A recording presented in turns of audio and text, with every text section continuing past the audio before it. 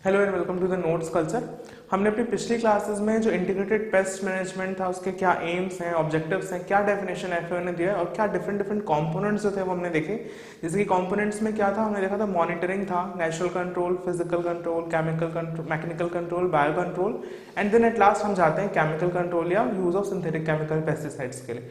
तो इस तरीके से हमने डिफरेंट जो एस्पेक्ट्स है आईपीएम के वो देखे ना। Coming to the scope of IPM कि हमारी कंट्री या इंडिया जैसी जो डेवलपिंग कंट्रीज है उनमें आईपीएम इंटीग्रेटेड पेस्ट मैनेजमेंट का क्या स्कोप है। तो अगर हम स्कोप की बात करें तो हम इसे यूटिलिटी भी बोल सकते हैं आईपीएम की, कि क्या यूटिलिटी या क्या इंपॉर्टेंस है। तो एक तरीके से हम यहाँ पे एडवांटेजेस की ही बात कर रहे हैं, लेकिन हम उसको इस टर्म्स में ले रहे हैं कि उसका यूज क्या होगा हमारी कंट्री के लिए।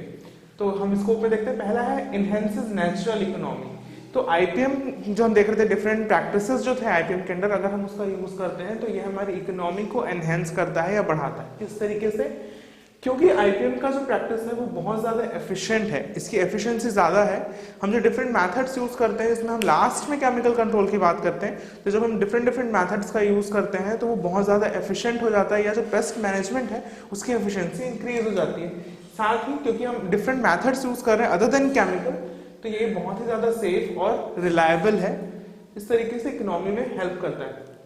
दूसरा, जो कंट्रोल मेथड्स हैं वो कंपैरेटिवली चीप होते हैं या कॉस्ट इफेक्टिव होते हैं। किस तरीके से?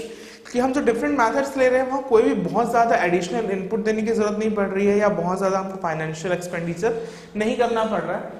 हम जैसे कि हम फिजिकल कंट्रोल या मैकेनिकल कंट्रोल की बात करते हैं तो हम जो हमारे आसपास चीजें होती हैं हम वही बेसिकली यूज करते हैं। बायोलॉजिकल कंट्रोल में भी हम नेचुरल सोर्सेज या नेचुरल एनिमीज का यूज कर रहे हैं, तो कोई हमको एडिशनल इनपुट या एडिशनल एक्सपेंडिचर नहीं करना पड़ रहा है, जैसे कि हमको केमिकल पेस्टिसाइड्स के ऊपर करना पड़ता है उसके स्प्रे के लिए। तो ये बहुत ही ज्यादा चीप हो जाता है या कॉस्ट एफिशिएंट हो जाता है। साथ ही जो पेस्ट कंट्रोल होता है वो हमारे क्रॉप को इफेक्ट नहीं करता, क्योंकि हम डिफरेंट मेथड्स ले रहे हैं। केमिकल के लिए हम सबसे लास्ट में जाते हैं, जो दूसरे मेथड्स हम ले रहे हैं वो बेसिकली कैसे होते हैं, हमारे नेचर के लिए बेनिफिशियल होते हैं, इसलिए उनसे हमारे होने वाले क्रॉप को, जो हम क्रॉप ग्रो कर रहे हैं, उस पर कोई भी इल इफेक्ट या उसका रिवर्स एडवर्स इफेक्ट हमको दिखाई नहीं देता। तो इस तरीके से ये हमारी इकोनॉमी इंक्रीज करेगा, क्योंकि अगर क्रॉप पे इफेक्ट नहीं होगा तो ऑब्वियस हमको यील्ड ज्यादा मिलेगी और हमको इकोनॉमी भी ज्यादा आएगी रिटर्न में। साथ ही ये जो आईपीएम प्रैक्टिस है वो सेफ है और अफोर्डेबल है जनरल पब्लिक के लिए।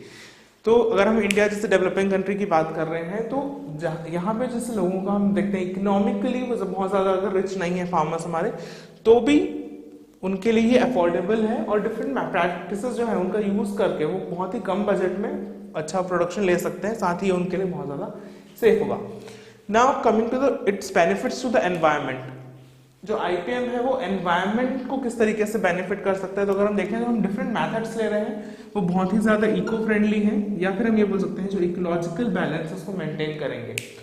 क्योंकि हम कोई भी केमिकल पेस्टिसाइड यूज नहीं करेंगे अर्ली स्टेजेस में, हम mechanical, physical, biological in different methods का यूज कर रहे हैं, डिफरेंट कंपोनेंट्स का। तो जो एक इकोलॉजिकल बैलेंस होता है नेचर में वो मेंटेन रहता है। हम वहाँ पर किसी भी फूड वेब में, फूड साइकिल पे इफेक्ट नहीं कर रहे हैं, तो ये बहुत ज्यादा इको फ्रेंडली है। साथ ही क्योंकि पेस्टिसाइड यूज हम बहुत कम करते हैं, तो ये पेस्टिसाइड हजार्ड्स जो होते हैं या जो इल इफेक्ट्स आते हैं केमिकल पेस्टिसाइड के यूज के, जैसे कि डिफरेंट टाइप्स ऑफ पॉल्यूशन हम बोल सकते हैं, वाटर पॉल्यूशन, एयर पॉल्यूशन, या जो इसके इल इफेक्ट्स आते हैं हमारे प्लांट्स या एनिमल्स में, उनको ये बहुत हद तक उन हजार्ड्स को कम कर देता है।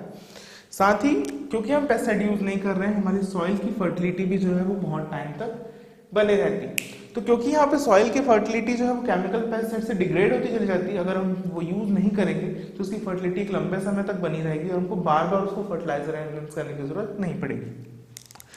इसके साथ ही ये पेस्टिसाइड रेजिस्टेंस डेवलपमेंट को भी रोकता है। पेस्टिसाइड रेजिस्टेंस डेवलपमेंट की बात करें तो हम अगर देखेंगे कि बहुत ज्यादा अगर कभी केमिकल पेस्टिसाइड का यूज होता है या रिकमेंडेड रेट से ज्यादा पेस्टिसाइड अगर हम यूज करते हैं तो उसके बहुत सारे इल इफेक्ट्स जो हैं वो हमारे फार्म पे दिखाई देते हैं।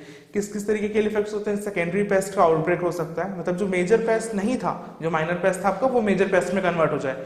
इसके अलावा पेस्ट रिसर्जेंस होता है कई बार। इसका मतलब हम पेस्टिसाइड यूज करके पेस्ट की पॉपुलेशन कम तो करते हैं, लेकिन एक फ्लेयर बैक होता है और पॉपुलेशन अचानक से बढ़ जाती है। तो होता ये है कि सेम पेस्टिसाइड का यूज करने के कारण, कंटिन्यू यूज करने के कारण जो इंसेक्ट की पॉपुलेशन होती है वो उसके अगेंस्ट रेजिस्टेंस डेवलपमेंट कर लेती है, या उसमें जेनेटिक चेंजेस होने के कारण वो उसके अगेंस्ट रेजिस्टेंस हो जाती है, और फिर उस केमिकल का उसके ऊपर कोई इफेक्ट नहीं होता। तो जब हम डिफरेंट मेथड्स का यूज करते हैं आईपीएम के अंदर, तो क्योंकि हम एक कोई कॉमन मेथड नहीं ले रहे हैं, जो इंसेक्ट में रेजिस्टेंस डेवलपमेंट होता है वो नहीं हो पाता, इसलिए ये इस तरीके से पेस्टिसाइड रेजिस्टेंस डेवलपमेंट को भी डिले कर देता है। तो हम बहुत लंबे समय तक बिना केमिकल चेंज किए, या हम बोल सकते हैं डिफरेंट मैथड केमिकल्स का यूज किए, उसको मैनेज कर सकते हैं। इसके साथ ही ये इंश्योर करता है need based application of pesticide. इसका मतलब ये है कि आईपीएम के अंदर ये बोला जाता है कि आपको जब कोई डिफरेंट मैथड्स आपको काम ना करें और पेस्ट पॉपुलेशन आपकी ईटीएल क्रॉस करने वाली, तभी हम केमिकल कंट्रोल के लिए जाएं, या केमिकल कंट्रोल हमारा लास्ट ऑप्शन हो मैनेजमेंट के लिए। तो इस तरीके से ये इंश्योर कर रहा है कि हम पेस्टिसाइड तभी अप्लाई करें जब हमको नीड है, या नीड बेस्ड एप्लीकेशन ही करें। इससे ये होगा कि जो हमारी डिपेंडेंसी होती है केमिकल पेस्टिसाइड पे वो कम हो जाती है, क्योंकि यहाँ पे डिफरेंट मेथड्स यूज किए जा रहे हैं और केमिकल का यूज सबसे लास्ट में होगा।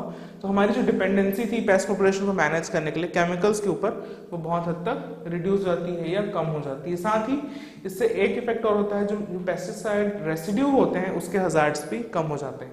रेसिड्यू की बात करें तो अगर हम कंटिन्यूअसली केमिकल एप्लीकेशन करते जाते हैं तो उसका कुछ जो पोर्शन होता है वो एनवायरनमेंट में, या हम बोल सकते हैं फूड में रेसिड्यू के फॉर्म में रह जाता है, और उसके इल इफेक्ट्स हजार्ड हमको बाद में दिखाई देते हैं, तो उसको भी ये मिनिमाइज करता है। तो ये है डिफरेंट स्कोप्स ऑफ आईपीएम। क्योंकि इतने सारे एडवांटेजेस हैं, इसलिए इसका बहुत अच्छा स्कोप है अगर हम इंडिया जैसे डेवलपिंग कंट्रीज में इसका यूज करें तो।